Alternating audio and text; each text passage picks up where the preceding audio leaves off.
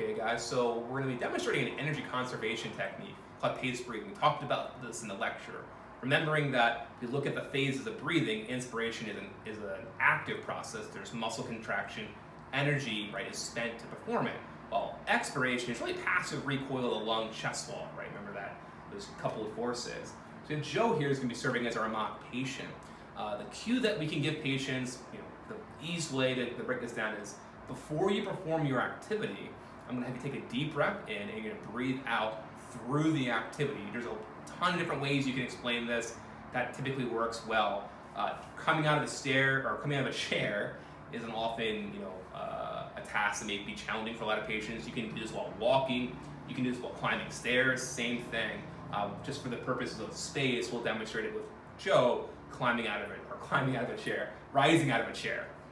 Okay, Joe, so I know you've been struggling a little bit with getting out of the chair.